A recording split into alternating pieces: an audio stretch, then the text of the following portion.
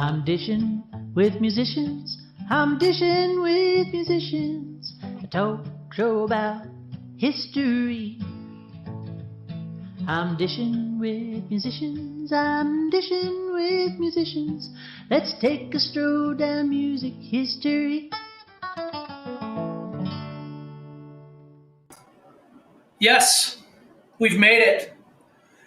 This episode, folks, has gone through so many ups and downs. And I'm really counting my lucky stars right now. I know we're live. There's one person joining us, so I know it's working. Now there's more. Organically share this, folks. This is going to be the greatest time tonight. I'm so excited. Welcome to Dishin with Musicians, sponsored by the Nebraska Performing Arts Hall of Fame, KZUM, Red Rebel Media, and the Zubar is also showing it on their page. Hello, Zubar people. We are zooming out to a ton of different places, and man, oh man, I'm excited about this guy. We're like slippery. I keep saying to folks, we're like slippery fish. That's it. You know, we're just busy, folks, and we've been trying to do this for a long time, and it just never worked out. And tonight, it's totally working out. Last time we tried to do this, Facebook decided that I was a vigilante and somehow blocked me from all ventricles of streaming possible, and it was bizarro. I got banned from Facebook somehow, and I still to this day don't, and they don't know why. I've talked to multiple people over there. They were like, well, you must have done something, and I'm sure I did. I'm kind of a rascal like that. So anyway, without further ado, here he is, folks. My pal and longtime fellow friend and musician, Benji Kushner, in the house. Oh my gosh, man, what's up? Hey! Good to see you. I think it might have been Russian collusion. Yes, and I've had people on this show before, and funny enough, a guy named Daniel Donato, one of the great guitar players of Nashville right now, currently. I had him on a stream recently, and he said the same thing. He's like, Russian collusion's watching you. And now I'm like super freaked out. Oh my God, it takes me back to my like paranoia of college days. Serious drug use paranoia. Anyway, You're here. This is great. You're one of my favorite people of all time. And I personally don't need to, I don't need to say it. People know that I'm a huge fan of yours already, not only musically, but your personality, your friendship means a lot to me. And what you've done with our community means a lot to me. You're just an all-around great guy. You're very, very well cherished in this community, I will say that. That's very sweet of you to say. And you know I have respect and admiration and friendship with you as well. I know when I get up with you once in a while here or there. I think it was with the Bottle Pops last time. We just had a riot. Oh, man. Always love to see you out in the crowd. And it's just one of those things where like, get up here, man. You're one of those guys that can just play whatever. And, your guitar playing is amazing. And, it goes back to me. I'm so excited to sort of peel back the onions of my history and what I know about you. And going back, way back to when I worked at Knickerbocker's. As a bartender and a sound guy, and you owning a little shop on the flip side on 9th Street right there. You owned the pawn shop, Royal Pawn. Yeah. So and man, oh my. So I don't know where to start. This is one of these things where we could let the crowd dictate. We could just let the energy dictate. But I know we've got a ton to talk about. But let's do something awesome for the folks that might not know about you. Let's take it back to your family settling in Lincoln. Now, where it all began. Let's talk about that. Sure. I'll try to sort of sum it up briefly, but my grandfather on my dad's side had, I think, a brother here, maybe an uncle. Before World War I, he came over here, and he came to Lincoln, and he got a job right away at Pepperberg's cigar factory, rolling cigars. And oh, wow, cool. I think about $100 after a year, and he left on very good terms to start a feed store, which then became a grocery store as well. And then he just continued to build on that. And on my mom's side, And so he had his whole family here. My dad grew up, born and raised here. And my mom's side, she came from New York City. Her father had saved up and worked super hard. And he came over here about the same time, about 1914. Wow. He was a little younger. And he saved up to open a little restaurant because he loved to cook on the boardwalk in Rockaway Beach. And before he could get insurance, it burnt to the ground. Something happened, I don't know, but he lost everything. So, and it was like 1932. So the Depression was hitting horribly hard. And so he took his 2 kids in a Model A truck and moved to Missouri Valley to where his sister lived. And then they went from Missouri Valley to Council Bluffs in Omaha. And that's how my mom and dad met. So yeah, family goes back about that far. Wow. About 10 years. That's incredible. I didn't realize that, but my family had a grocery store in Fremont, Nebraska. Nice. Yeah, and so it was kind of the same, the Mercantile, the Semrad Brothers Mercantile is what it was called. Oh, cool. Yeah, so it was we're cut from the same, cloth of selling groceries, it sounds like, which is wild. Yeah. And, my parents loved music. So, I mean, really, if you want to start there, it's just as simple as having a family, not only my parents, but my siblings loved to sing. And, I was exposed to everything from folk records to classical records to rock and roll records from my earliest time. So I just loved music. So, I think a lot of my inspiration came from just driving in the car on a trip and singing harmonies and listening to my siblings sing. And so, yeah.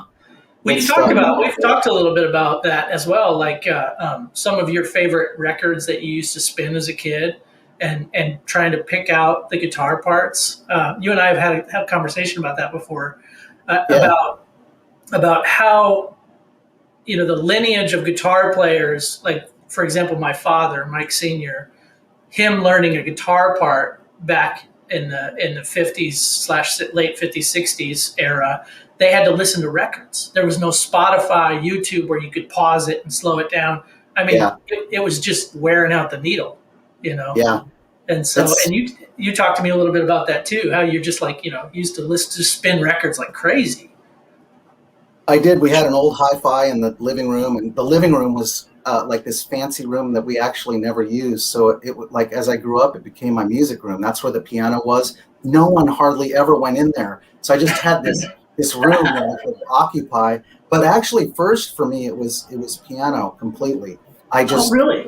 Yeah, I didn't play any guitar. We had a little K, but it didn't play very well. So I didn't really play it at all. But I love to plink around on the piano, and I figured out over the years quite a bit. My mom's like, you should really take lessons, and my friend took lessons and she hated it. So I was like, I don't want to, and I wish I would have.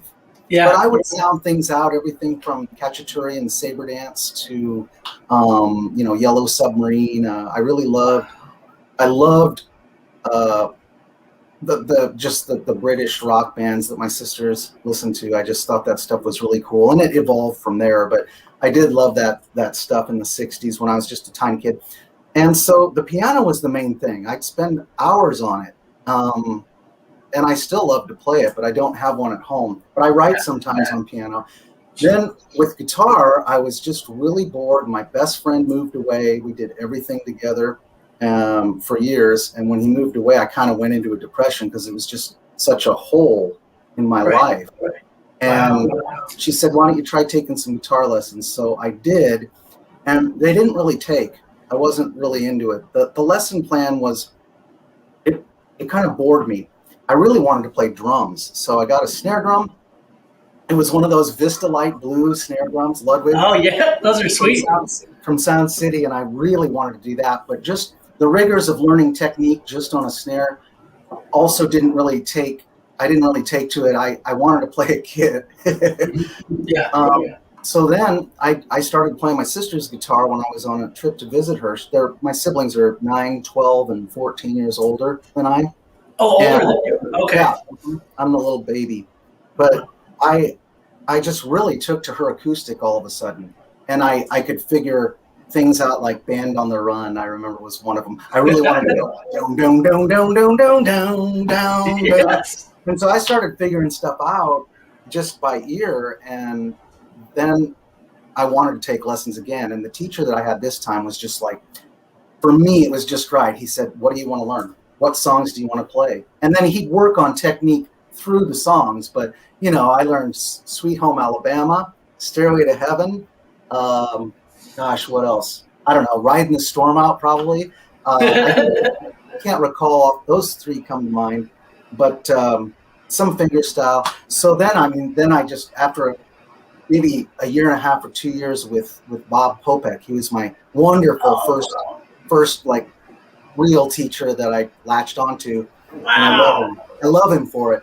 But then I decided I wanted to study I wanted to get into jazz. Again, my siblings and my parents would do the coolest things. They would take me to see Joe Pass. They would take me to see Herb Ellis. They would my siblings like turn me on to reggae. Like I think the first record of reggae was Peter Tosh. Wow. What's it called? Come on, it's like one of my favorite records. Anyway, I got exposed to a lot of different styles. Blues, my brother bought me blues records, B.B. King Live at the Regal, and they would get me records, and it just sort of inspired me to go the direction of learning more roots music, and I wanted to study jazz. So, but really, essentially, I latched onto the guitar, I think, because it was just the right time, and my buddy, who I missed so much, was gone. So the guitar kind of became, I've always said the guitar kind of became my new best friend. Wow. And it also kept me out of a lot of trouble because some of the things that were going on with my peer group that I was hanging out with were pretty crazy times. And yeah, I think it really kept me on a good path, if that makes sense. Wow. So Bob Popek was the first teacher that kind of hit home. Yeah. What guitar were you playing? I'm curious at that time. Right. So I traded in that snare drum at Dietz. I got the snare drum at Sound City, and then I traded it in at Dietz for an Alvarez 5047, sort of a 000 smaller body style acoustic guitar, and I loved that thing. And then later I was really getting into, I just played all the time, and so I took a chunk of most of my bar mitzvah money, and I think I was 15, and I got a really cool guitar called a Gurian, Michael Gurian, Gurian. They had him at Thompson Music, and It was like a super fine, solid wood instrument with Brazilian rosewood, or no, I think Indian rosewood sides and back, and a solid spruce top. Check it out. That's a 5047. Yeah, it has those screws on the bridge, on the saddle. Yeah, that's right. Heck yeah. Yep. That's it. And that's a nice binding. That's a nice bound guitar. I loved it. Yeah. I love that thing. Herringbone. Cool. Yep. I took it to camp with me, and I like when I was 14, I went to camp all summer. First, like a music camp called Evergreen out in Colorado, Colorado.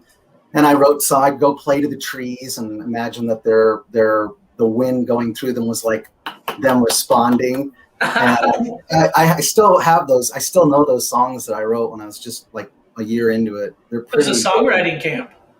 No, it was.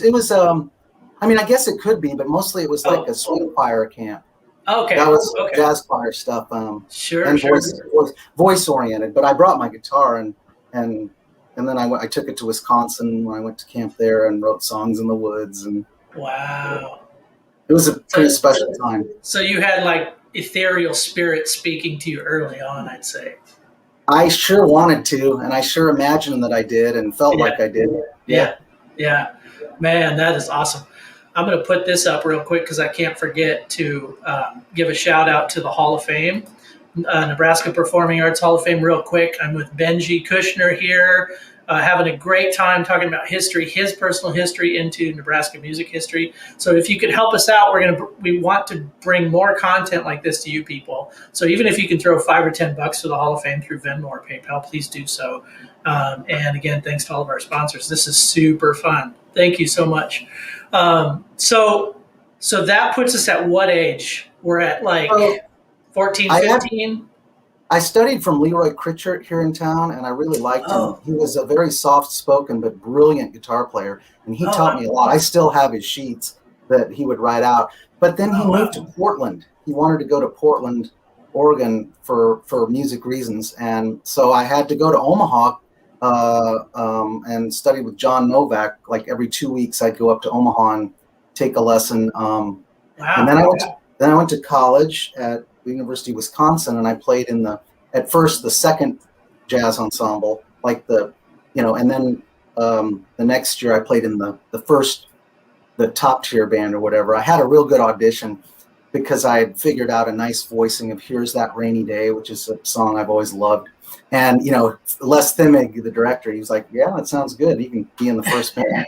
But I mean, I wasn't as technically proficient as a lot of those players were in that band. And the first day, the first song, he calls out, "All right, Giant Steps. We'll have Jim, Joey, and Benjamin. You take that third solo." Dun, dun, dun. And I'm just like, oh my God. It was such a hazing. But, I had enough. I mean, I was embarrassed because I couldn't play that. He just thought maybe I could because I guess my audition was good, but I couldn't. And he was cool. Then he had now and then he'd have like a kind of a more R&B tune in the mix, like Roof Garden. Does anyone want to go dancing? And he'd give me like features on that more R&B kind of kind of soul jazz stuff, and then that was great. But the players in that band were inspiring, just some incredible players. In fact, when I toured with the Millions in Europe in '94, who do I come across playing drums for Sheryl Crow, who we were opening for, but Wally Ingram, who I played with in jazz band in Wisconsin. Crazy. He was in Timbuk3, and then he got this gig with her, and he played with David Lindley. But when we saw each other, we were just like, dude! Oh, wow. Such a fun time. Well, I think that is a nice formation for a young player to be thrown in the fire like that. Wouldn't you agree? Yeah, definitely. It kind of makes you play better when you're around players that are better than you. It does for me anyway. Yeah. I always get elevated when I sat in with Danny Dreyer, who played with Dr. John and Aretha Franklin, and he just gave me a shot. He got me up on stage and was very nice to me. Not that I even had proved myself to him, so he had no idea. But I felt that night that I was lifted. I was like playing stuff that I'd never been able to play, like psychologically, subconsciously, just unlocked. It's very good for. It's like playing tennis with someone that's better than you. You get better. Yeah, you just get better. Yeah, it's so weird. It's like, I don't know. There was something about that that made me play better, subconsciously. I don't know. I've always wished I would have gotten into the black music ensemble with Richard Davis, that phenomenal jazz bassist. He taught at Wisconsin, and he had a group called the Black Music Ensemble, and I just went into the jazz ensemble not really knowing as a freshman, and that's kind of just where I stayed. But that Black Music Ensemble was more, I think, maybe a little more experimental and a little more outside just traditional big band jazz. And of course, Richard Davis. I mean, we had killer bass players. In fact, one of his students taught here at UNL for a while, Jeff Eccles, who I played with in jazz band. But ultimately, and I was studying some jazz up there, but what really happened in Madison is I started really getting into these venues like Club de Washington and the Havana Club. This is where like blues and R&B players were at, and it blew my mind. I'd never been able to go to the zoo. I was just too young. I was 17 I was 17 when I graduated Southeast High School. So I snuck in there once at the end of a show and met Sean Benjamin, and that was great. He was at the end of the bar towards the stage, and my friend's older sister wanted me to meet him, and she introduces me and just goes, "Got an amp?" And I'm like, it's loud in there. I go, "I'm sorry, what'd you say, Mr. Benjamin?" He goes, "Got an amp?" "Oh, yeah, I have an amp." He goes, "All right, bring it over, we'll jam." He was just that kind to a strange kid that he just met. Wow, that's incredible, man. It was in Madison that I heard people like Paul Black and the Flip Kings incredible guitar player with incredible tone, really crazy slide work. He'd play through like 2 blackface Fenders stacked on top of each other. And it was just a huge inspiration to me. And also a band called Honor Among Thieves, Paul Filipowicz. I still see him when we go up there. He was actually the first person I saw, but it really made me lean kind of away from deeper jazz. And I just really, and especially with my skill set, I never got to be a real truly capable, jazz player, but it definitely influenced me. Sure, and then to fall in love with these roots styles of music. I grew up listening to bluegrass and Doc Watson and all that too. So flat picking always for me, all that stuff. But I think that some of the best lessons I had were just probably hundreds of shows that I went to when I lived up there for 6 years. So then and of course rock and roll was always a part of me. I mean, I loved rock and roll. I'm kind of surprised to hear that Madison had such a influential music scene. That's really cool to hear. Yeah, it did. Unfortunately, these clubs are gone. It was such a cool club. It had like a real raucous gay bar downstairs called Rod's. No way. And then it was an old train station hotel, and it was real old, right by the tracks. That was my college nickname. Yeah, that was my college nickname. Rods. And it just, these clubs were they were somewhat zoo-like. They were just real stripped down. Really? And I would go see Paul Seabar and the Milwaukeeans playing. Oh, I love Paul Seabar. Yeah, he's great. He played at the Old Town School a lot, where I taught in Chicago. He played there a lot, the Old Town School of Folk Music.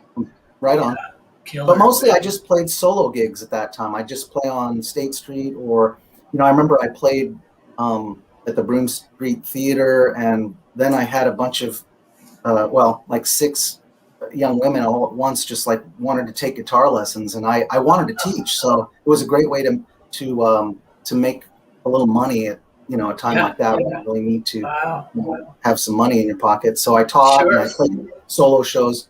It was only when I came back to Lincoln in '89 that I immediately started playing in combos like electric and in clubs. And once I started doing that, it was all over. I loved it. Still do. So 1989, that's incredible. So I'm trying to think of Lincoln at that time. So Zubar was obviously killing it at that point. Yeah. Bringing in some great names. I think the first band I played in was, I was like one of 2 guitarists in this band called Night Heat. Oh, wow. And we had Gary Williams on drums. You might know, he did sound at the zoo too, and he's a good drummer. He's been around for Gary played drums, and it was like a 5 or 6 piece, and it was R&B and blues. And our first show was December 29th, 1989. And after we played, this band that I had not yet seen got up and played, and I was like, wow, we got a good turnout, and it keeps getting fuller. Well, it was for the next band. It was Billy Bacon and the Forbidden Pigs. Oh, wow, man, no way. I'm like, oh, now I see why all these people are here. yeah, man, that's crazy. So that was the very first show? That was the very first show you played there? In Lincoln, at the Zoo Bar, December 29th, 89. Wow. And then, that band sort of evolved into a band called the Pedestrians, and then the Land Sharks with Fred Reddick and Tom Changstrom on bass, Fred Reddick on drums, and then ultimately kind of morphed into a band called Urban Roots, which was Joe Gurley on drums, who we shared with Not All There, Larry Beamer's band, with Sean Benjamin. And, it was Dave Mazer on electric guitar, me on two guitarists, and we really had a lot of fun. Dave Wagner played bass. Shaky, yeah, man. Yep, Wags, and we did everything like from, Dave Mazer was really a good teacher at that time for me, because he could play shuffle and Albert King, Freddie King. I mean, he had it down. He's a fantastic guitar player, and I learned a lot more about how to put my guitar across by just watching and listening to him. I mean, I had skills, but I there's just other things you can only learn by a good player. They can't be taught to you. You have to just see it and absorb it, hear it and feel it and do it. So he was a huge influence for me. And after Urban Roots, it was the Millions then, which was a real wild situation because I was playing at like the zoo, but we didn't get Fridays or Saturdays. You know, at best we'd get like a Thursday, and that was exciting. But we were a good band. We played In Memory of Elizabeth Reed quite well, and that's a pretty challenging Allman Brothers tune. We kind of ran the gamut of rock and blues, but we also played a lot at the Isles, which I really liked playing out there. And, you know, I got to know Harry Dingman and Lori Allison first. They'd just come into the pawn shop, especially Harry.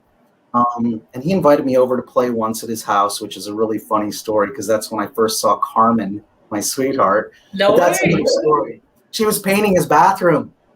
Oh, no way. I just met her and was like, oh, hi, okay. And then we went and jammed. But they started coming to our shows, and they really liked my playing, and they wanted something different on their second record. They wanted a different type of lead guitar, maybe more linear. Of course, Harry is a brilliant player, texturalist. I don't even know how to do half the stuff that he does, but a different sound. And they kind of settled on me. So they, out of the blue, they just said, you know, would you consider coming in and playing a lead on one song, Indians and Drums? We're just looking for something like that. So I went and rehearsed with them, and they were like, that went great. What would you do on this song? So I was playing along with another song. And then, so that was all, you know, that was what it was going to be. And I was stoked. I was really excited because, you know, they had a really nice budget from Germany for the second record. And, you know, suddenly I'm going to the studio. The first studio we went to was Star Tracker. And then they're calling me when I'm at work in the pawn shop. This was the first pawn shop where Recycled Sounds was. It's called King Dollar Pawn after my dad's grocery store. But they're calling down there and they're like, hey, Benji, this is Harry. Is there any chance you might slip out and come out to the studio? There's this pizzicato part that I'm just not getting the way I want it. And I thought maybe you could try it on this song called Manic and Slipping. Oh, wow. So I went out there, and then I also was excited to kind of help Marty. He was like, I'm running out of ideas on these bass lines. So I remember telling him, well, this song just cycles through these changes, and you could build it towards the end by doing that McCartney line from Rain, kind of steal it. Ding, ding, ding, ding, ding, ding. And he's like, that's great. And then they were just like, you want to just be in the band? And I was thrilled. That's the best. That is the coolest story ever. And at that time, they had a major record deal, right? Yeah, with Polydor overseas. Actually, initially it was with a label called Dream Circle, but it got picked up by Polydor, a German label owned by Oli Bergfleth. And, and we had significant budget. In fact, we then went to Studio Q downtown and recorded quite a bit there, a lot there. And when we brought a guy in to mix that they chose, Lee Popa, he had worked with Ministry and Killing Joke, and he was from Chicago. He stayed at my house and we became friends. Guess what? I just found out, and we just became friends again, because he is in charge of the Japan wing of our Color Red label service. Oh, no kidding. And when Josh Hoyer said, I got to call this guy Lee Popa, I'm just like, wait, what? And so now we're just reminiscing about those times way back. Wow, that's incredible. So did you jump? So you went on the road with him? Touring at that time? It was crazy. Thankfully, my fiance, she was very good in the pawn shop, and she liked very much working there. So, I mean, she really allowed me to start doing that, because as soon as they said you want to be in the band, we played at Sharky's up in Omaha, which was on like 88th and Cass. Mm-hmm. And we're playing like an outdoor festival, double headlining with 311. Oh, and I've just finished, playing usually like the Isles or Jack's or Better, or of course the Zoo. But it was just like, oh, okay. So and they were funny. They were like, hey, you can untuck your T-shirt. Just untuck that thing. Oh my God, dude! Just untuck it. That's hilarious. You I was a tucked in kind of a guy, and this is 1990. This is 93, and they're like, you can untuck that. Just probably could be grunge out a little, grunge out just a little. We had so much fun though. I mean, I don't even know. Like, I'm afraid I'm going to get stuck in each period too long to tell a lot, because I could just go on and on about those times. Sure. Yeah, I'm sure you could, man. That's it. Well, let's break it down this way. Let's do like one favorite memory from each era, because like really, each band you're in is like a whole different thing that we could talk forever about. In the millions, what was one major memory that sticks out? I would have to say, well, first of all, just working with those people, those musicians, those artists. I mean, that was such an honor. But I think going to Europe and opening for Sheryl Crow on her that summer that she went to #1 with that Tuesday Night Music Club record, I went out and bought it as soon as I was told we're going to Europe and it's going to be with her and her band. And I just loved the record. That was incredibly exciting. And to make friendships with those people, and also go to Europe for the first time and be playing Paradiso in Amsterdam, this legendary old church that's a rock club, and other places like that, the Vuurriet in Belgium, in Ghent. It was mind-boggling. That was the big breakout record, like All I Want to Do from Sheryl Crow, and all that. They just nonstop played that on the radio like crazy. She won like 5 Grammys that year, I think. Wow. So you guys were teamed up and opening for her like collectively as a group, 2-band? Yeah, I don't know exactly how it worked, but Oli got us onto this tour, and we weren't even billed on the posters. It just said Sheryl Crow. But Lori spoke some German, for instance, so she would speak a little in German and say, that we were Die Millionen from Lincoln, Nebraska, or whatever. And people, and we played well, and people loved it. I mean, to not even be on the billing and go backstage after our specific opening set and have them, cheering and clapping in rhythm, and Sheryl Crow looks at me and goes, "Better get back out there." Encores, for an unbilled Lincoln band. Wow, that was extremely gratifying. That's huge. Wow, man. So then let's move to the next click. Now this might be, correct me if I'm wrong. So let's see, this would have been like 96, 97. So I might be jumping around a little bit. But my first experience with Benji Kushner was watching a band called the Self-Righteous Brothers. Now, and a lot of people love the Self-Righteous Brothers, but so many, unfortunately, have no idea of the magic of the live performance.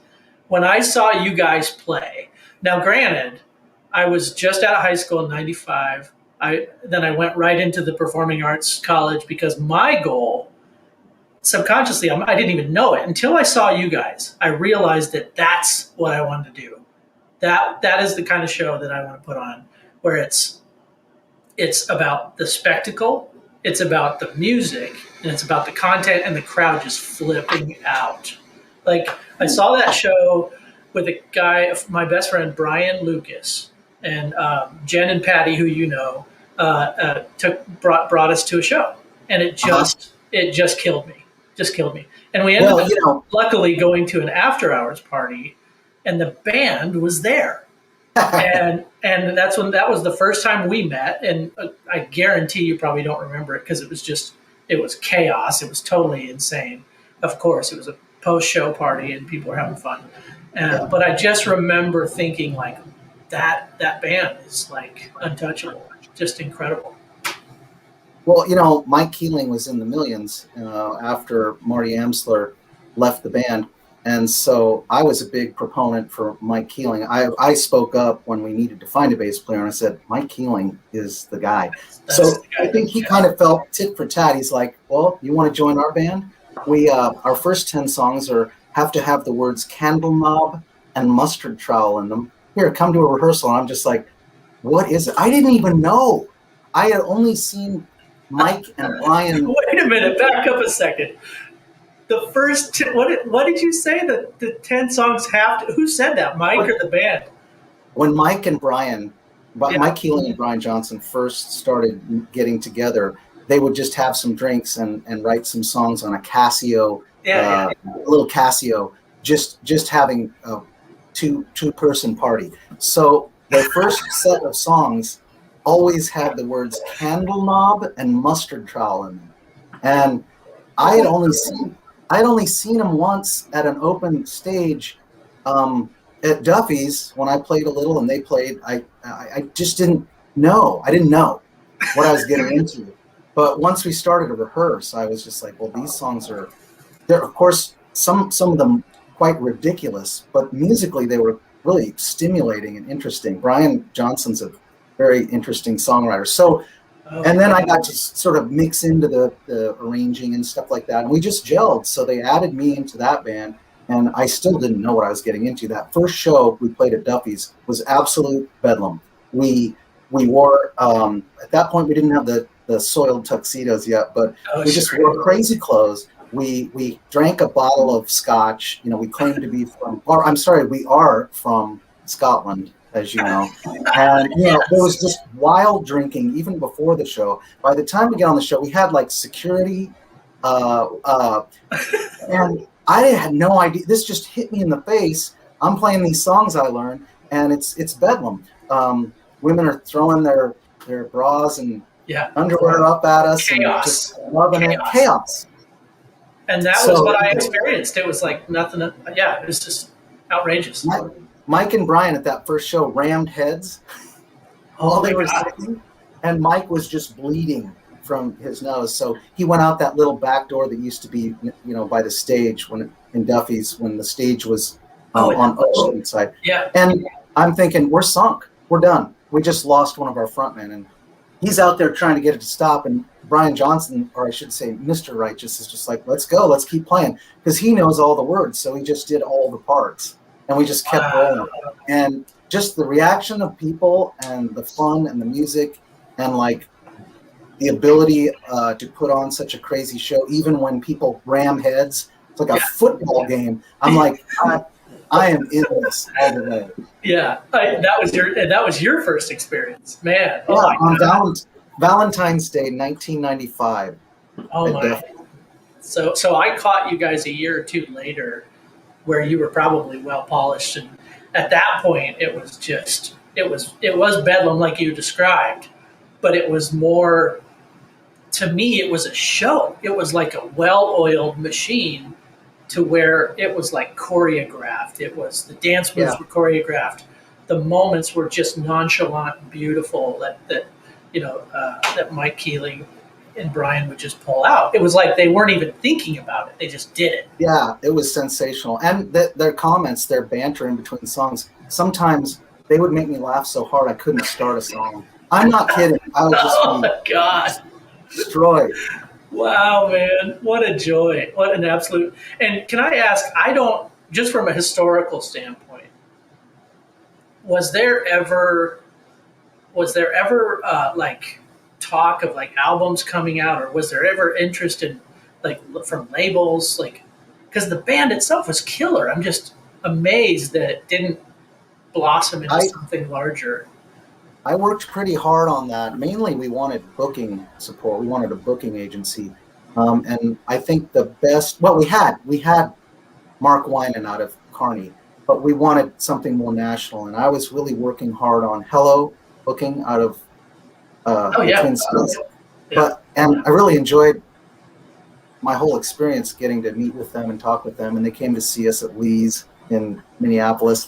But I think ultimately, people just didn't. I mean, in the industry, they just didn't know what to do with us. I think they should have just taken a chance on us, because we could have just rolled. 100%. But I think we were just kind of hard to. It was hard for them to see how to sort of market or package us or brand us or whatever. I'm glad, actually. I'm fine with that. I think that's kind of cool. And I was in a band called Haywood Yards that was bluegrass punk rock, and so that was kind of on the fringe. This would have been like way before Mumford and Sons and all that. And a guy named Garth Fundis, who discovered Garbage and Garth Brooks, Trisha Yearwood, big name in the industry.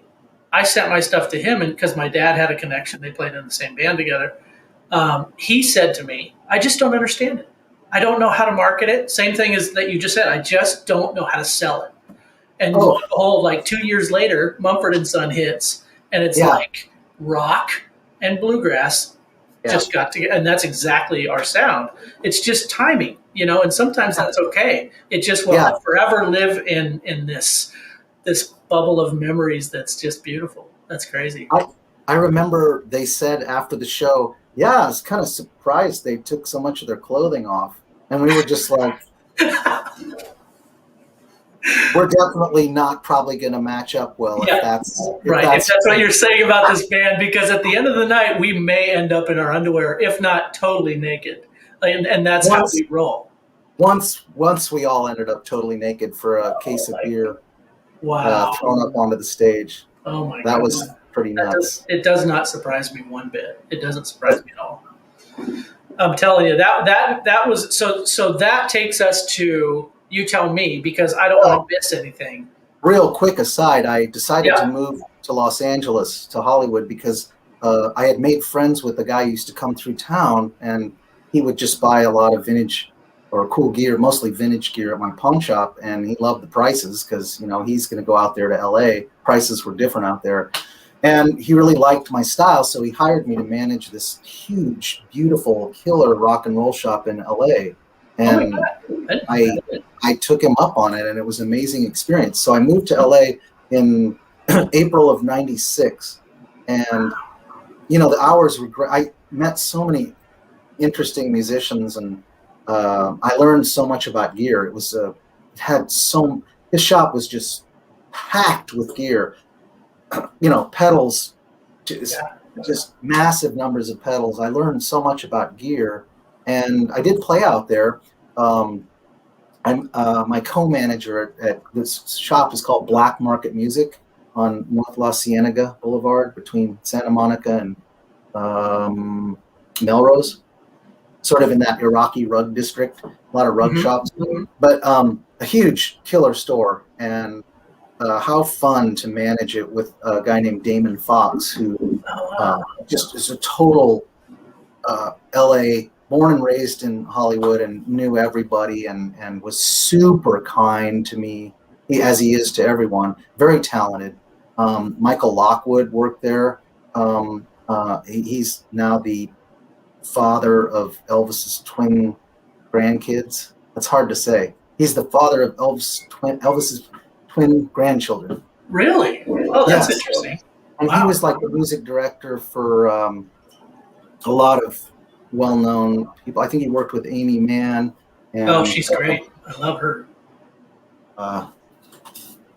Just all kinds of talent that people that were working in the shop were just hyper talented, and I got to meet and become friends with them. So, but then my Elisa, my wife, mother of my daughter Marina, we got pregnant, so that kind of changes things at that point. And I came back to Lincoln and took over the pawn shop. My dad wanted to retire. Just seemed like a better plan than a one-bedroom in Hollywood. But I really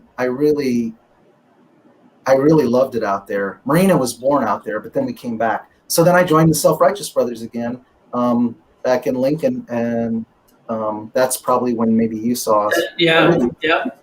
That's probably. So did because there was two guitar players. Was it always two guitar players, or was it one guitar player before LA? No, it was one guitar player before I joined. So up until February of '95, it was Alan Weber, or I should say Huggy McNugget. Is that right? I haven't thought of their names for that.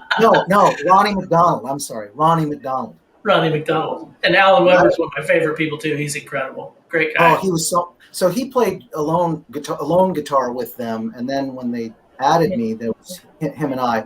And I loved, we're buds. We had so much fun playing together. Yeah, I bet. And real different styles. So that's what you want. It's like, what do you hear when you hear the band Television? Yeah. You hear totally different guitar styles. For sure.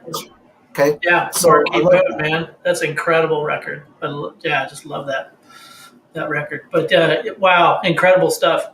And I got to, they said, you got to think of a name. So I came up with, I was driving to work one morning. All of this is happening just like that. And I said, well, if it's got to be an MC name, how about Trendy McFadden? Like, no way, that was your name? Like a fad. That's killer. Trendy McFadden. Yeah. Oh my God, I love that. I love it. We had You're great at coming up with names. That's we do know that. You and I have had some great epic nights of thinking of band names because we both wear Ray-Bans. Yes. The band we came up with if and when, which we should at some point start a band called the Wayfarers, which I thought which is a brand of version of Ray-Bans. Except, remember, the smaller ones are called New Wayfarers. The New Wayfarers. That's right. Yes, which is a great band name. That's an incredible band name. I love it. Right out of the 60s. Yeah. So 96, 97 is when I personally was torn apart, like just literally standing at the Zoo Bar, just blown away by you guys. And I had an epiphany in the crowd, and I said to myself, they're hitting on all cylinders of why I'm going to school. And I had it all wrong. The closest thing I knew was to create a rock and roll spectacle would be to go to theater school. But they wanted me to do Shakespeare and dress in tights and stuff. And I just didn't want to do that. I wanted to create a show. That was my dream to do that. And you guys were the closest thing I'd ever seen to that. And so thank you so much for that. Because I knew it was possible at that point. I was like, these guys are local. They're Lincolnites, and it's totally possible. And plenty of people in the Lincoln music scene kind of shook their heads at us, like they're real talented, but why are they doing all this silly crap? Oh, that's what made it.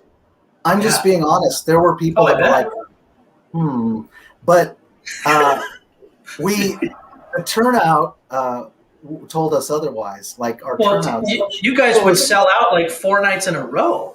Like you guys were, I saw some old calendars recently, and it was Thursday, Friday, Saturday, Self-Righteous Brothers. All 3 nights. The Christmas shows were epic, and I got to work on those songs with Brian. Brian and I really worked hard on some of those drinking carols, as we call them. That was extremely gratifying to write with him. I love those songs. And we would, that was before the capacity laws they kind of cracked down on capacity in Lincoln. The zoo, I really don't know that hardly anybody filled that room to the degree that we did. I know we broke Charlie Burton's long-standing record. It would just be literally sardines. Yeah, and that's how I remember. And everybody's smoking. Everybody's smoking. Yeah. And I was shorter. I was short, so like beautiful women would walk by me, and it was great because half the time they would just nudge up against me, and 9 times out of 10 I would just get hit with enormous breasts, and I'm like, is this the Zoo Bar? This is crazy. Yeah. Wow, it's so wild. It was such an amazing time to see shows, and I was really young. In fact, I don't even think I was 21 at the time. Not to spill the beans, but the first show I ever sat outside, I was definitely not old enough, and we didn't try to go in, but it was my first date with my wife, Carrie. We sat and heard Luther Allison play outside, and that was his last show. We sat in front, and there's still we still have a photograph over our sink of us sitting out front, and it was a sold-out crowd inside. But man, incredible. So let's move into what the next step after LA. Yeah, the Self-Righteous Brothers continued from 97 to 99, and I took a little break. I kind of had some pressure to stop playing music, which I won't go into, but I said I'd simmer down on playing and touring, and instead I made a record myself at Studio Q. And no, I'm sorry. Well, some of it was at Studio Q and some of it with Mike and AJ Mogus at Presto. But cool. I made that record called Scare the Fear Away, and then had a little band to sort of celebrate that for a while called Thirst and Howl, like Thirst and Howl. Only man. Like thirst, and then an ampersand howl, Thirst and Howl. Oh, wow. And that was fun.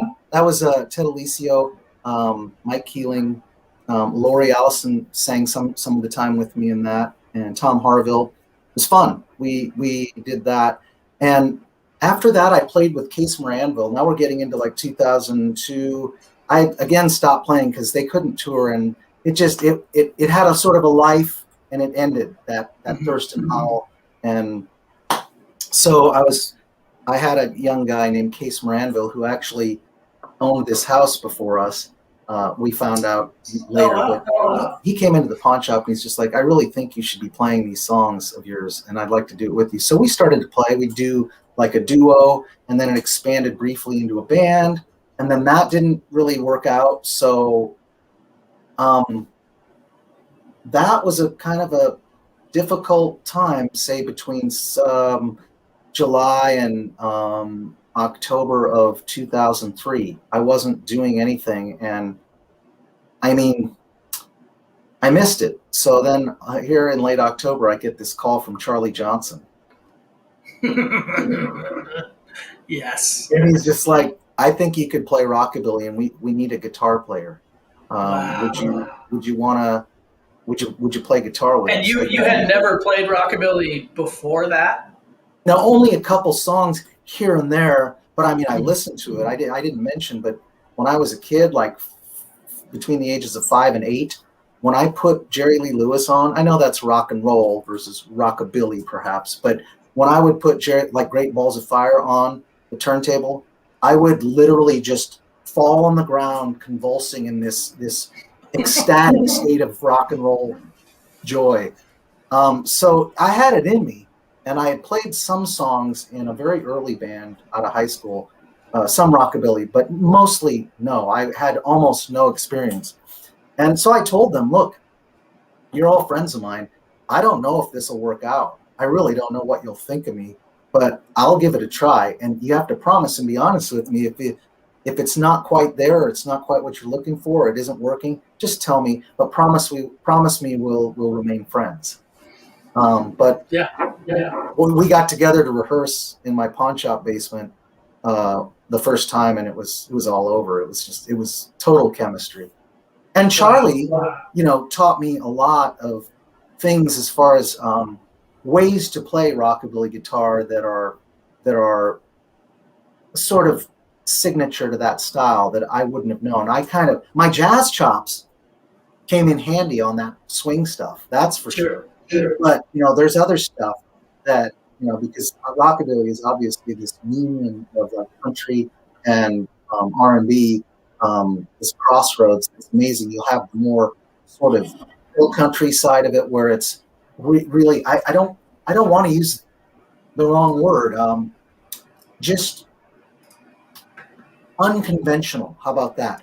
Just doing wild, weird, crazy stuff on the guitar, and then there's the other side of rockabilly that's like Bill Haley and the Comets, where it's like a lot of jazz chops.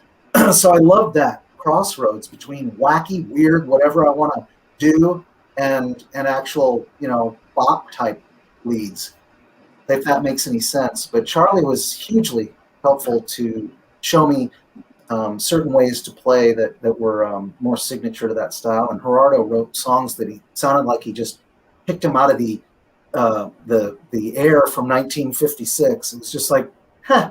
So Deuce was super fun standing up playing, and I had played with Deuce and the Self-Righteous Brothers. So I always used to joke the main reason I joined the Mezcal Brothers was just to play with Deuce again. And that band was just incredibly fun too, and still is. Man, that's wild. I'm just looking at some of the comments. We've got some people joining in from different areas. So for some reason, I'm going to set this as public. It wasn't set public earlier on my page, but I'm going to do that real quick. Just 1 second. There we go.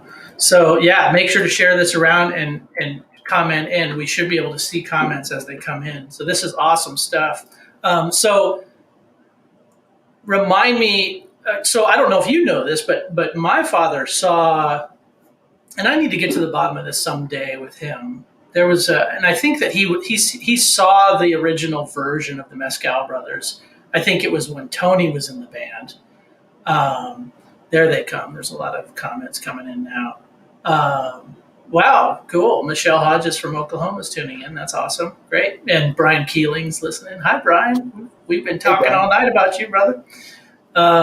So the first version had Tony on drums, I believe. And my dad at that time, I'm not sure the relationship, but he was trying to promote them and trying to get them seen and whatnot. But okay. This would have been like before your time in the group.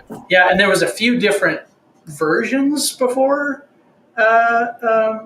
you came along, I believe, with some different players, and which were great. And I've seen some video of some of that. Mark Simpkins was Simpkins. Yes, I can remember going to hear them at the zoo with Mike Keeling's wife, Ann Alicio, because Mike was in the studio with Drive By Honky recording. And so we just went and heard. So I remember us sitting there, just jaw dropped from Mark Simpkins playing. It was he could just take it to the outer limits. He's very talented. Unbelievably talented, yeah. And there's a few NET videos of him playing with the band. And I want to say Marty Steinhausen was on bass. Originally, man. And Marty's groups blew me away early on too. And we should mention Radio King and what's the other one? Tijuana Gigolos, but there's the other one. Radio King and forget the other band. Darlings. God, they were, and I think Joe played drums with them at that point too. Yep. Incredible. And Tony. Man. Yeah. I mean, Lincoln's the musicians per capita in Lincoln and their creativity. I'm so proud of this community. For years, it's just been insane to not only be in bands, but to go hear other friends' bands and other musicians' bands and just totally get off on it. I feel really lucky to be here. I'm super glad I moved back from LA when I did, even though it was a hard decision. Yeah, this community is very glad about it too, man. I mean, every band you're in, it seems like it's kind of like a new, like we're talking about it now, era. It's a new era of your life, and you just seem to one up it each time. It's really something to see. It's very cool. Yeah. Well, I think with the Mezcal Brothers, one of the shining moments, because you were asking, like, can you pin it down? Pin it down. Yeah. When we got asked to go to Finland and Sweden for Midsummer and play these festivals, we played like in 2 nights. We played like South Central Finland, and then took a car to a train or a bus, I don't remember, to a ferry across the Gulf of what's it called? The Gulf of Bothnia? Is that right? Wow. To Sweden. We finished playing in Finland at like 2:30 in the morning, and it's still light out. And it was out in the woods in this old hotel compound. It was just amazing. And then we just haul all the way, across the Gulf to Stockholm.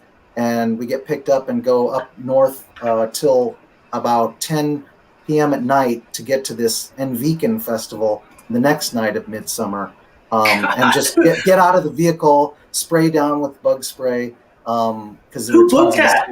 Who booked that? Huh? Who booked that? Well, we were picked up by a Jungle Records in Pori, Finland, and I think that was the connection. But we have a dear friend, Alexandra. I met her in Lincoln before I was even in the Mezcal Brothers. That's a whole wonderful story. I wish we had time for all this. But she was like 20 years old, and she loved the band. She liked stuff I did before that, and she got to know me by coming in the pawn shop and She grew up on rockabilly, so she really liked it when I joined the Mezcal Brothers, and she asked us, "Can I book you shows throughout Sweden?" And we let her, and it was super fun. Oh man, that's super cool. Well, I've heard some great. And you know, the Mezcal Brothers. I mean, we just released a new CD. In case anyone doesn't know, it's called Shaken. Yeah, it's called Shaken Dog, but it just came out. The first two that I played on, which would be the third and fourth record, Next Town and Go Go Rhythm, both received 5 stars from like Black Cat in Belgium. I mean, in Denmark, awesome. In Copenhagen. Which I mean, they're stingy with stars, and I'm just real proud of the work that we did together in those years, and I love the new record.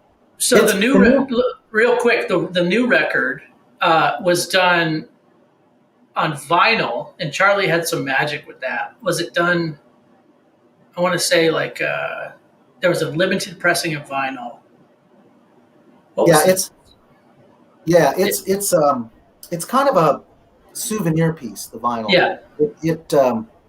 It has a little trouble tracking and playing right, but it's really cool looking. So, you know, we'll certainly sign them, and you can get them to play, but it didn't turn out of the quality, the quality of pressing that we wanted. Oh, really? And that's unfortunate. Yeah. But they are really cool looking, and so there's that. And the CD sounds great. We have it in mono or stereo. Wow. I really like it. I really like it in mono. I got to get Charlie to put that on.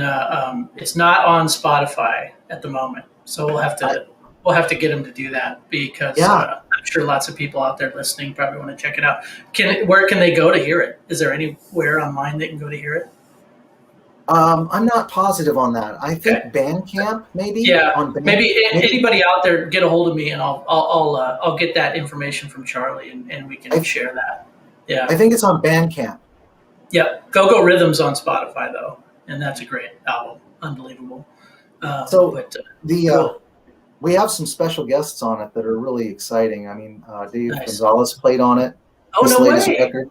Dave plays on a track, and Dave Biller, who's just ridiculous guitar player, also plays on it. And Josh Hoyer played, I think, Barry on it. Oh, nice, man. I think it's Barry. So you know, there's a lot of fun stuff on that, and I did want to mention that. But I love the Mezcal Brothers, and I'm certainly honored that we're in that Hall of Fame. That's pretty exciting. Yeah, that was a fun night. Yeah, no doubt, man. I'm happy that I was able to organize a bus for Lincolnites to make it up to Norfolk. And someday, now that the Hall of Fame has developed into a Performing Arts Hall of Fame, it's kind of expanded a little bit. We want to do a Lincoln show with you guys and sort of do not a reinduction, but just a night of, commemoration, and do it here in Lincoln. Love that would be just to the Lincoln crowd. That would be really kick-ass. So love it. Final chapter, and I'll try to be brief. I decided, working as an optician, I really needed to make a little bit more scratch. And I was, of course, playing with the Mezcal Brothers at this time. This is 2012 summer. Yeah. I remember consciously deciding, I think what I want to do is, instead of get some other job somewhere for weekends, I still play with the Mezcal Brothers, so that's not a great idea. I think I just want to play more music. I'm going to play more music and see what happens to make a little more scratch. Sure. I'm not kidding. It wasn't 1 or 2 weeks. Within the time of that conscious, silent decision I made in my head, Josh Hoyer calls me and says, I want to put together just a fun dance band. I think he was inspired somewhat by the Goodfoot down in Kansas City. Nice. Just like a fun soul R&B dance band. Maybe just play locally, regionally, but just make it really fun for people and just have a real good party. And I got Justin Jones and Brian Morrow, and would you want to play? And I'm just like, yep. Planets aligned. There's a through line. There's a through line here. Not to interrupt you, but there's a through line with all of these chapters. And from what I know and what I've heard tonight, and that people listening probably too, is that Benji just has to play music, right?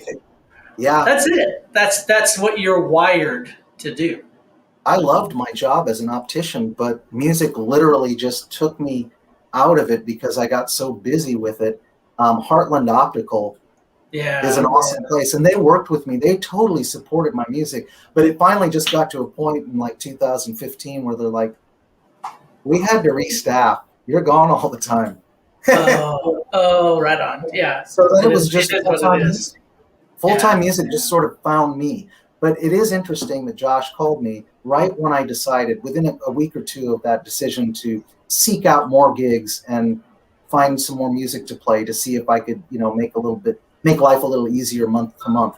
And Josh, so within a week of Josh asking that, Mike Keeling, Ted Alicio, they get a hold of me and they're like, remember how we always back in the Thurston Howell days when we were releasing your CD, we'd always play some meters music, and we always said we wanted to have a whole band dedicated to that instrumental boogaloo funk.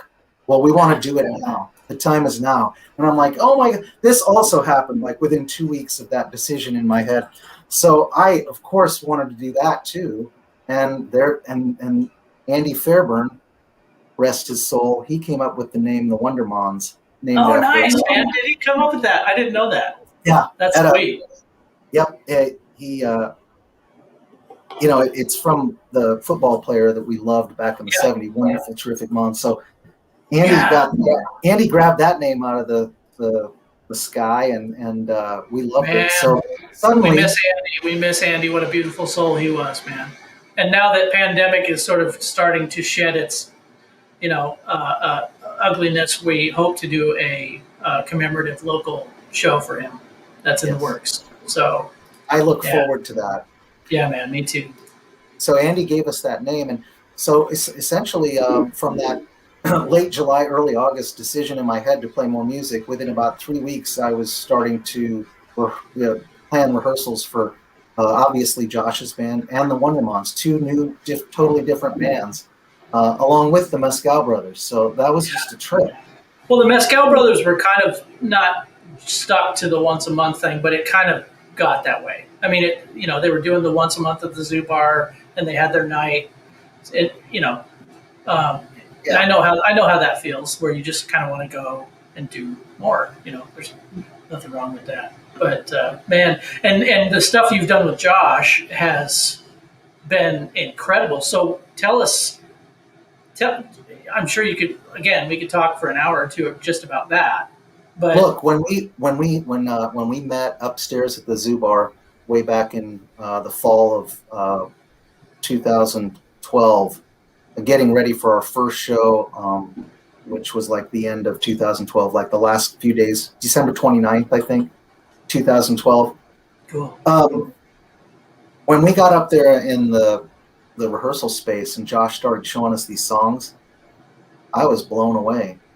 I mean, songs like Every Day, Every Night, Make Time for Love, they were extremely good songs. Mm-hmm.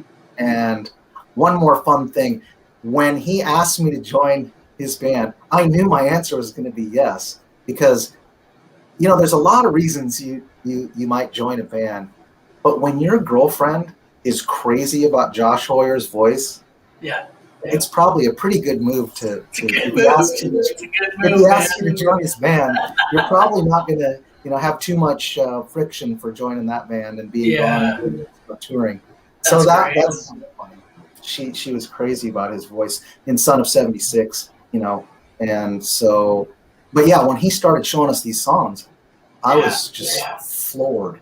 Yeah. And real quickly, his idea to have a fun dance band that might play locally and then somewhat regionally just blossomed into a lot more than that. And that was, that wasn't his initial intention, but it just happened, and it happened quickly. So that was very exciting. And then here, now I was just honored to play with all these. I mean, so many great players in the history of Josh Hoyer and the Shadowboxers, and Josh Hoyer and Soul Colossal. I mean, just the talent that I've been honored to play with, and friendships that I've made is crazy. And the Wondermonds too. I mean, that music was extremely hard to learn. It still is. I mean, the bands like the Meters and Booker T, these are groups that we pull from heavily in the Wondermonds. Those instrumental funk tunes, they sound so easy. They just sort of play themselves and you go, oh yeah. But they're deceptively hard. So like Steve Cropper's guitar work is deceptively hard if you want to grab it and really play it right. So, I mean, I just was suddenly just playing all the time and learning all these different sets of music and totally different shows, still playing with the Mezcal Brothers. And of course the Wondermonds with Tom Harville, Ted Alessio, and Mike Keeling. I mean, we're just like you are with players that you've known and friends that you've had for so many years. We're just hand in glove. It was just, I really don't know how to express my honor and my gratitude to have these opportunities with such wonderful players and friends. You've been surrounded by some good ones, man. No doubt about it. Really incredible stuff. Josh Hoyer and Soul Colossal, we have this new record out. Yep. Tell us about that real quick. Yeah, the code. Yeah. So you're on Color Red, which is like Red. Yeah, and it's like it's a great label. There's incredible bands on that label. Tell us about that. Well, it's wonderfully exciting. Given we play a lot of new master sounds or some new master sounds in the Wondermonds, and then here Eddie Roberts, the guitar player and the new master sounds, has this label in Denver, and he wants us to record with him. I mean, personally, in the studio there at the house. So, I mean, the crossover is just crazy because I'm a big fan of his guitar playing. Wow. And the new record is just wonderful. It's called Natural Born Hustler, and it's grown folk music. Josh once called it grown folk music. It's just kind of really nice, mature. I'm sorry, what did he call it? One more time? Grown folk music. Grown folk music, really? Grown up people, grown folk. Oh, nice, man. That's kind of cool. Awesome. It is. I think what he means is just not trying to throw everything into every song and sort of keeping it a little simpler. We've learned a lot about, and both he and I have learned a lot about being more concise if you want to. You don't have to, but when you want to be concise. And Ken Coomer from Wilco fame that produced the album 2 albums back out in Nashville really taught us a lot about how to squeeze a song together to get to its essence. And I think Josh really succeeded in making some wonderful songs that are more concise and well thought out, and not trying to blow, not every musician in every song just trying to blow you away, just playing soul music and R&B, right. Not in maybe a little bit simpler way as far as being concise, but certainly no less moving. I mean, very moving stuff. I'm really thrilled. That's a really great thing to hear, because so many bands they're obviously good players, can just throw a bunch of noodles, everywhere, and it kind of devastates the song. And so that's actually refreshing to hear you say that, because you all are great players, that, but to craft a song beautifully is a totally different bag than just showing that you're a good player. That's really important. That's cool you said that. That's good. And that just came out like recently. Yeah, it came out in the end of March, I think. End of March. So that's up on Spotify. That's listenable, folks. So check that out. Natural Born Hustler with Josh Hoyer and Soul Colossal. That is awesome. So, man, it's incredible. This has been so fun. And like you say, from every single category and every single band you've been in, if you look at them as eras, we could talk for days. And that's what I love about you. Every time I see you, we've got something new to talk about, and it's just great. It's just awesome. Well, I thank you for having me on, and the most important thing probably of all to say is that none of it would happen, and none of this artist life for me would happen if it weren't for people that like to go out and support live music and listen to it, and and patronize these cool clubs, not only in Lincoln but everywhere. I mean, it would be meaningless. So yeah. I mean, my biggest gratitude of all probably just has to go to the listening public that supports live music. That's the biggest thank you. Totally. Brian Keeling says squirrel. Oh, so real quick story there. Brian Keeling, right. So during the pandemic, it was rather depressing, to be honest. I would look at my gear and it's just sitting there, and I really didn't feel like playing it that much because I'm spoiled by the connection between musicians versus just sitting alone playing guitar. I used to love to do that, but anyway, long story short, a friend of mine out in LA who I grew up with had written a book called The Frontman, where I was a primary character.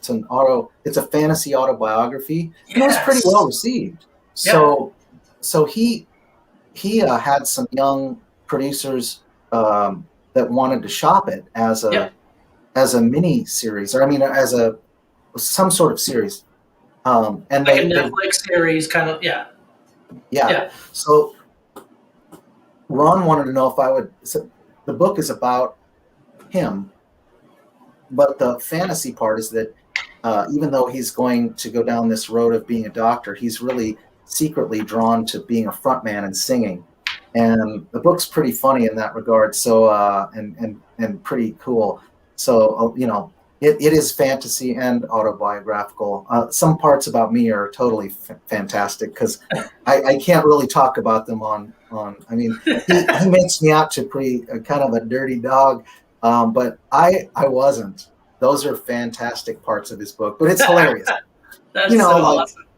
Hooking up at my first cover band show when I'm in high school at a bar mitzvah, and that's just total fantasy. That never happened. Right. But anyway, long story short, I keep going longer.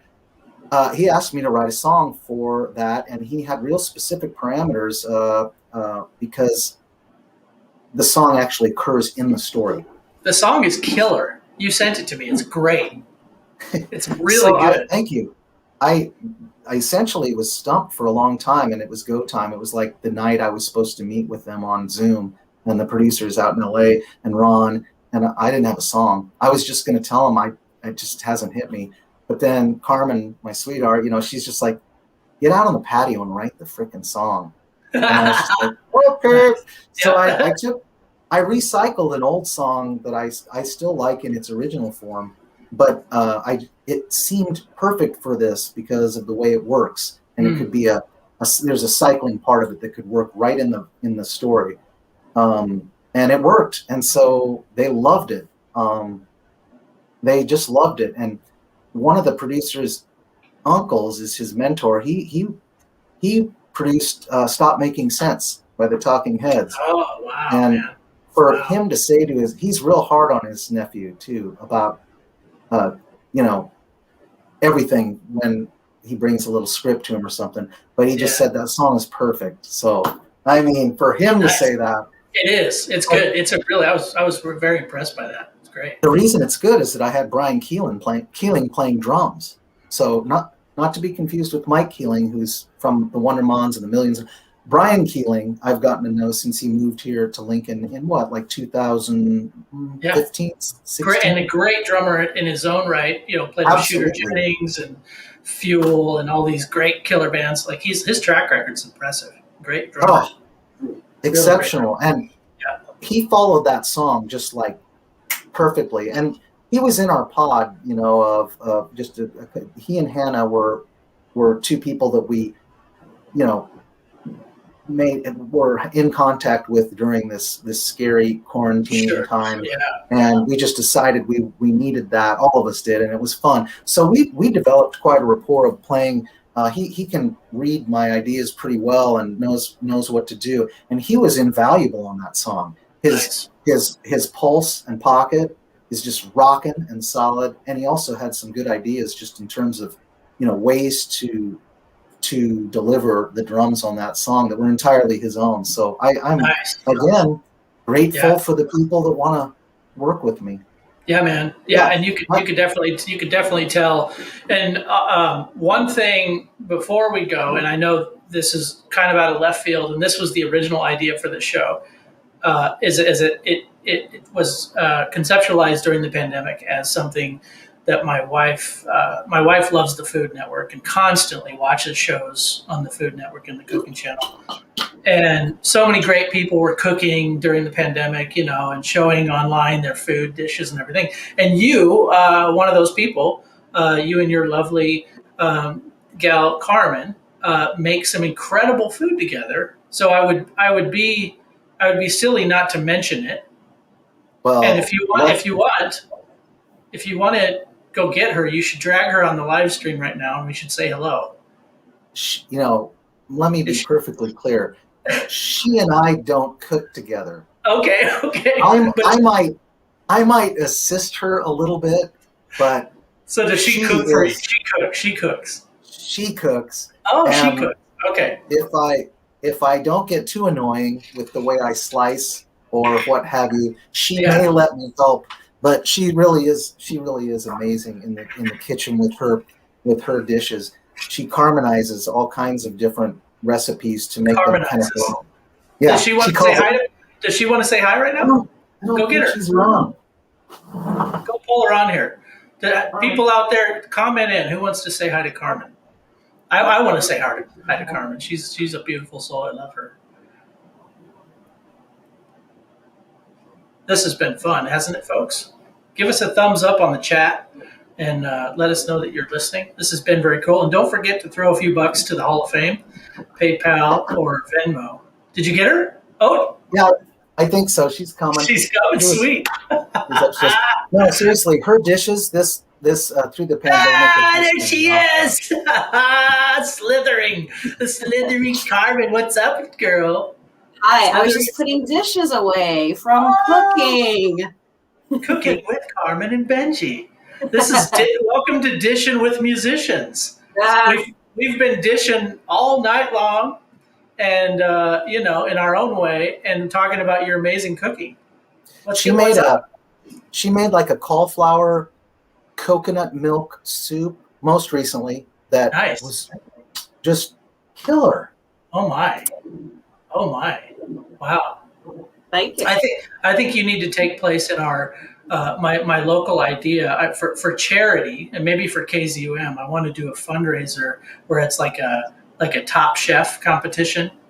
Wouldn't that be fun to have like local people in the community participate? Yeah. And then we could get the food donated from some local farmers or whatever, and then just like do a big thing. Wouldn't that be badass? I think that'd be some fun. Yeah. That's a really cool idea. Karmen, you've been posting some really yummy stuff, like soup.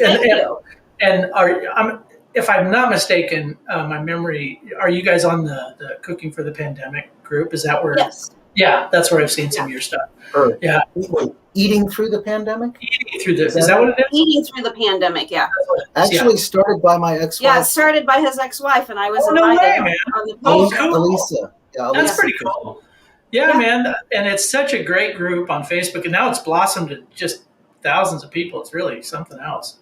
But it is. Yeah, it's yummy. I love your idea for KZUM. What you might do is just have special recognition awards. Maybe just instead of like Top Chef and we have such a winner culture, it might be fun to just give special awards to different people. Good idea, and spread it out. Yeah, not really have a winner because they're all really great. Yeah, that's what I look at some of those. Like when Carrie watches these shows, I'm like, that other dish looks so great. There's no way they're going to give all like $10,000 to this other person. Like, you're totally right. Like, yeah, it's there needs to be. I feel the same way about bands and music. Like, how can you have the best of this? The Grammys and any Oscars, you name it. There's no way. Just recognitions, special recognitions. How are you going to judge an acting performance against another one? Although I will say, I was I was given an award by James Fleege for being in the top 15 shredders of Lincoln, Nebraska. Oh, nice. Take that and run with it, man. Well, I hope Karmen keeps up her awesome cooking and her goody town yummies. You guys are so special. And Carrie and I miss seeing you guys downtown and out and about. And thankfully, the light's at the end of the tunnel. We can finally start being humans again and being ourselves out at live venues and playing music. And I look forward to it. Just hanging out and partying and just being real. So much love, you guys. This has been awesome. Yes, back at you. Thank you, Mike. Carrie, I'm sure Carrie's probably, if not watching now, she'll watch it later. But much love to you guys. Benji, you're a great soul. Karmen, you're a great soul. Much and love to you. The history of what you've given Nebraska music is unbelievable. And so thank you guys for joining me tonight. Fantastic stuff. All right, y'all. Don't forget to donate to the Hall of Fame so we can keep doing cool stuff like this. And let's do it live, Benji. Let's play a live show soon, brother. I'll talk to you soon, guys. Have a good night, y'all. All right. Adios.